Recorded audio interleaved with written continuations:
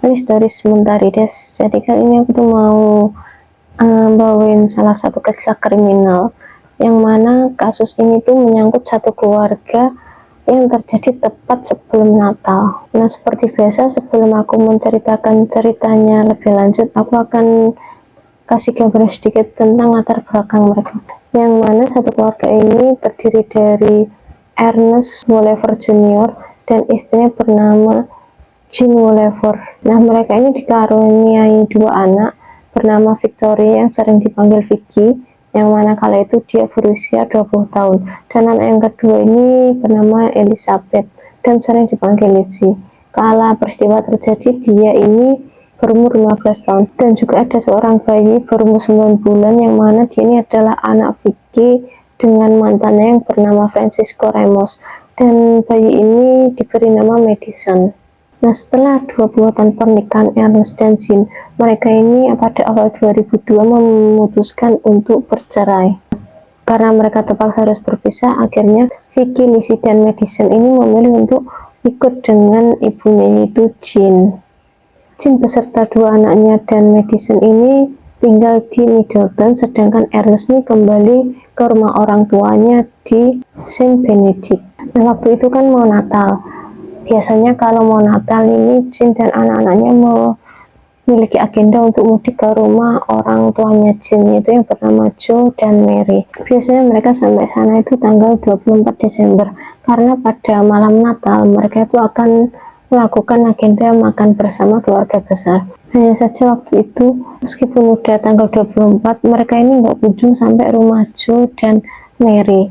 Bahkan mereka telepon pun juga nggak ada jawaban, hingga akhirnya Joe dan Mary ini menelpon polisi. Pada tanggal 25 Desember pada pukul 7 pagi, polisi ini pergi ke rumah Jean untuk melihat keadaannya. Cuma setelah dicek, ternyata di dapur polisi ini melihat Jean ini terkapar di lantai dengan luka tembak di kepala.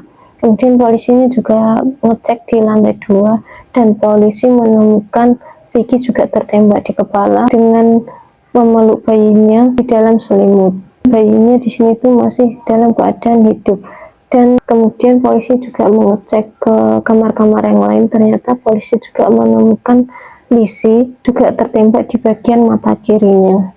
Dan setelah dicek, mereka diperkirakan meninggal pada tanggal 24 Desember di pagi hari. Nah, setelah mereka kayak bertanya-tanya ke tetangga, mereka ini awalnya mencurigai seorang laki-laki yang berprofesi sebagai pembeli barang antik bernama Stephen Chapman. Cuman ternyata setelah diinterogasi, katanya Stephen datang ke situ karena diminta oleh Jean untuk menjualkan barang-barang Ernest yang masih tertinggal di rumah Jean. Nah, karena masih belum menemukan tersangka, akhirnya polisi ini juga menginterogasi ayahnya Madison, yaitu Francisco Ramos. Karena dari satu anggota keluarga hanya anaknya aja yang masih hidup. Cuman ketika diinterogasi, Ramos ini memiliki alibi yang kuat sehingga Ramos ini diloloskan sebagai tersangka. Nah, kemudian polisi juga mengecek riwayat perceraian Jean dan Ernest, dan dari sana disebutkan bahwa alasan perceraian mereka adalah Ernest ketahuan melakukan penganiayaan dan pelecehan terhadap anak-anaknya. Nah, setelah ketahuan melecehkan anaknya, Ernest ini dilarang menghubungi anak-anaknya, bahkan menelpon juga nggak boleh, dan dia juga dilarang mengunjungi anak-anaknya. Bahkan karena kasus ini, Ernest ini juga pernah ditahan selama beberapa bulan pada bulan Juli tahun 2002. Kemudian ini dia bebas dengan jaminan bersyarat. Nah, setelah diinterogasi, Ernest ini tidak kooperatif dan dia bilang kalau dia kala itu sedang berburu dengan adiknya Scott. Dan meskipun begitu, polisi tetap menaruh curiga kepada Ernest.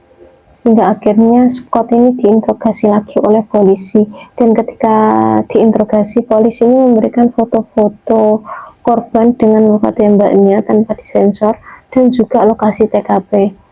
Mungkin karena merasa kasihan sama keponakan-keponakannya, akhirnya Scott memberi pengakuan. Nah, sebenarnya pada tanggal 23 Desember Ernest dan Scott itu sedang minum-minum di sebuah bar. Nah, ketika minum-minum itu si Ernest meminta Scott untuk mengantarnya ke Middleton untuk mengambil anjing peliharaannya. Awalnya Scott itu nggak mau, cuman karena Ernest ini sering sampai kayak memohon gitu, akhirnya Scott mau mengantarnya ke sana dan pergilah mereka ke sana dari Saint Benedict ke Middleton selama kurang lebih 2,5 jam. Nah, Scott ini sama Ernest dilarang untuk turun dan Ernest ini turun sendiri. Cuma sebelum masuk rumah, Ernest ini berganti pakaian dengan warna gelap dan dia juga membawa pistol dari bagasi. Nah, ketika pulang, Ernest ini menyuruh Scott untuk menepi di hutan Clearfield County untuk membuang pakaian hitamnya ini sama pistol yang dipakainya tadi. Akhirnya polisi meminta Scott untuk mengantarnya ke sana dan menemukan barang bukti guna menuntut Ernest. Nah, meskipun Scott hanya mengantar, dia tetap dijatuhi hukuman selama 25 tahun dan bebas bersyarat setelah 12 tahun hukuman. Sementara untuk Ernest sendiri, dia mendapatkan hukuman mati. Dan untuk Madison, dia ini diasuh oleh keluarga dari Joe dan Mary. Nah, mungkin itu kisah sedikit yang bisa aku sampaikan. Mungkin nanti kedepannya aku bisa ngasih yang lebih panjang-panjang lagi. Dan misalnya kalau kalian punya kisah horor, kalian bisa kirim ke email aku. Jangan lupa klik subscribe. Bye bye, terima kasih.